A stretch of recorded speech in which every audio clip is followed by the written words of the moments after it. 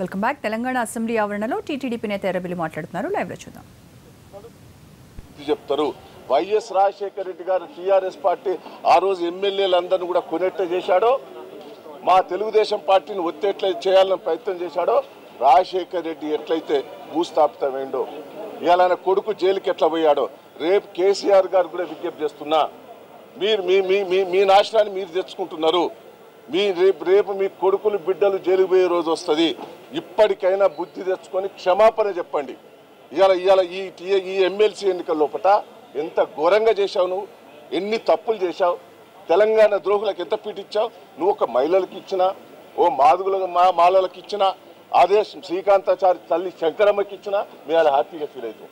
నువ్వు తెలంగాణకు పోరాటం చేయవని వాళ్లకు నీ ఎంబడి 14 ఏళ్ళ బట్టి నువ్వు పోరాటం చేస్తుంటే నీతో కలిసిన వాళ్ళకు, నీకు వ్యతిరేకించిన వాళ్ళు, తెలుగుదేశం పార్టీలో తెలంగాణకు వ్యతిరేక మీరు అందరికీ తెలుసు.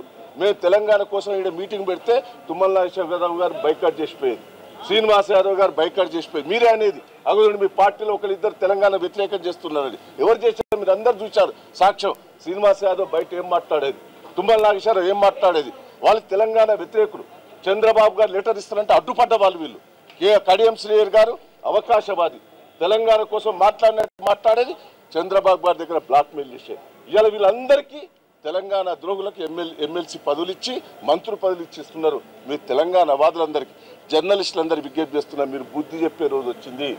వాళ్ళకేదో గెలిచిందని గొప్ప కాదు, ఇది ప్రజాస్వామ్యాన్ని కూని చేశారు. ఇవాళ వాళ్ళకి 63 సీట్లు, 63 సీట్లలో గెలిచేటి